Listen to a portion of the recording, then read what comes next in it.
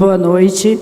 Eu sou uma filha amada de Deus, vencendo nas áreas de rejeição, procrastinação, lutos e perdas. Meu nome é Luciene. Eu sou a primeira filha, não fui planejada, nasci em um contexto de pobreza, mas nunca me faltou nada, o básico. Meus pais eram lavradores.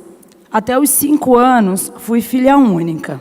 Ficava muito sozinha, pois meus pais trabalhavam muito e morávamos num lugar muito distante de tudo, na roça. Lembro-me que meus pais estavam sempre ocupados. Minha mãe era brava e muito rígida. O meu pai tinha problemas com alcoolismo. Iria completar 5 anos quando meu irmão, Luciano, nasceu. Era a realização de um desejo da minha mãe, um filho homem.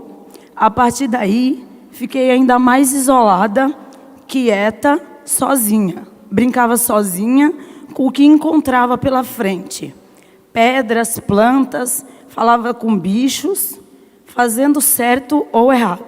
Era chamada a atenção e se fizesse alguma traquinagem, apanhava. Nessa fase, além do isolamento, sem perceber, desenvolvi a necessidade da aprovação da minha mãe. Meu pai tentava compensar a ausência da minha mãe e me levava para a feira com ele, comprávamos doce e fazia o que podia para me agradar. Aos 7 anos, chegou o tempo tão esperado. Fui para a escola, faria amigos, não seria mais sozinha.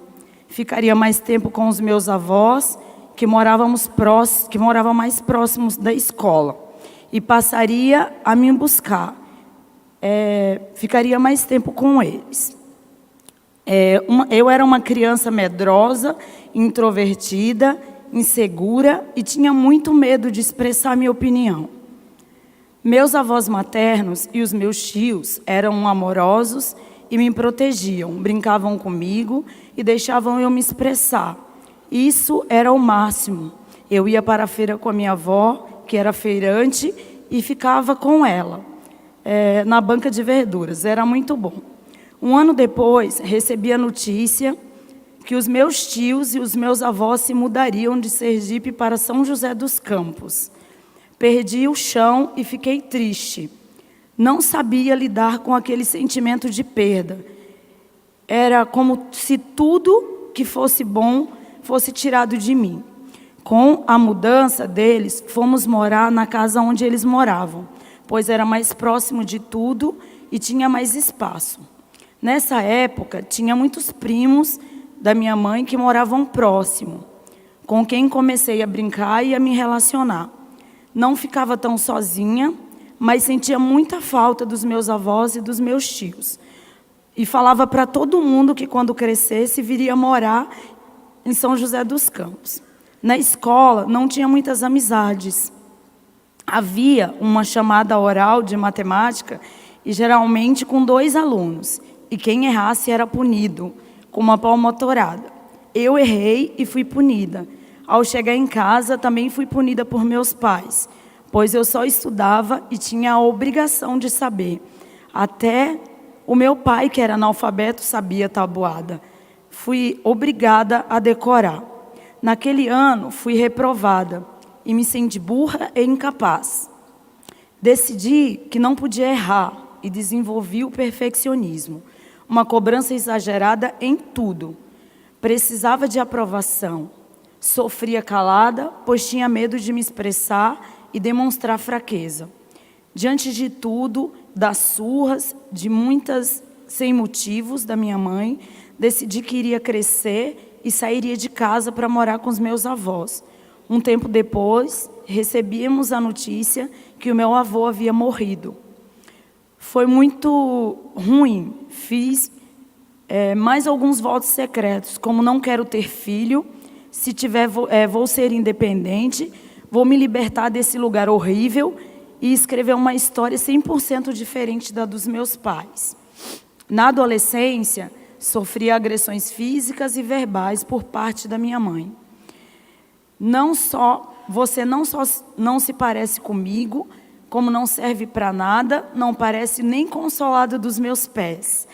O seu cabelo é duro e dá muito trabalho. Você é muito magra e entre outras coisas. Essas eram as coisas que a minha mãe me falava. Na escola, as ofensas continuavam. Você parece a Maria Bethânia, a Olívia Palito e é esquisita. Cresci acreditando ser feia, indesejada, incapaz de atrair alguém. Tive vários amores platônicos. Aos 16 anos, após uma surra da minha mãe, até as minhas costas sangrarem e o meu pai me tirar das mãos dela, com as mãos no meu pescoço, dizendo que iria acabar com o problema, meu pai me deixou vir morar com os meus avós. Ao chegar aqui, descobri que tinha 2 primos, um da minha idade. O Cristiano era deslocado, seguro e cheio de amigos. Logo me enturmei com eles e com os amigos. Ele me ajudou muito. Arrumei trabalho, estudava e decidi criar uma nova pessoa, a Lu, e deixar para trás tudo. Logo fiz amizades, todas superficiais. Comecei a ir em festas, baladas. Então decidi ir para a academia, cortar e alisar os cabelos, aprendi a me maquiar e fazia tudo para chamar a atenção, principalmente dos homens. Tive relacionamentos destrutivos, continuava vazia e cada vez mais obstinada pelo corpo. Minha vida era trabalho, academia e farra. Aos 21 anos, sofri um acidente gravíssimo voltando de uma balada. E no mesmo período perdi a minha mãe. Por causa do acidente, eu não fui ao velório dela, pois o médico não me liberou. Após 4 anos da morte da minha mãe, fui chamada ao hospital e a minha avó havia falecido. Não tinha como explicar aquela dor. Minha mãe, amiga, exemplo, partiu. Nunca mais iria vê-la. Um tempo depois, recebi a notícia que o meu irmão Cristiano e amigo tinham um câncer de coluna. Começou a saga do tratamento. Tudo parecia ter terminado. Quando descobrimos uma metástase na cabeça. Um longo tempo de mais tratamento e dor. E Deus o recolheu. Mais uma dor sem tamanho. E a sensação de que tudo que eu amava, Deus levava. Decidi não amar mais ninguém e viver superficialmente mais uma vez. Era uma pessoa muito difícil de conviver, desconfiada, brava, cheia de julgamentos. Nessa época, mudei de trabalho e então conheci o Eduardo e uma cliente que falava de Jesus para mim. Um dia, aceitei ir a uma reunião de oração e Deus falou muito comigo. Na semana seguinte, voltei e aceitei Jesus. Logo me batizei e algumas coisas mudaram, mas ainda era religiosa, arrogante, cheia de mágoas e dores. Já havia ouvido falar do 30 semanas e desejava fazer. Há 4 anos, após uma celebração, decidi vir fazer parte da IC e também do ciclo 30 semanas. No primeiro ciclo, tratei a rejeição. Nas primeiras partilhas, não conseguia falar que era filha amada de Deus. Até que um dia, consegui e foi libertador.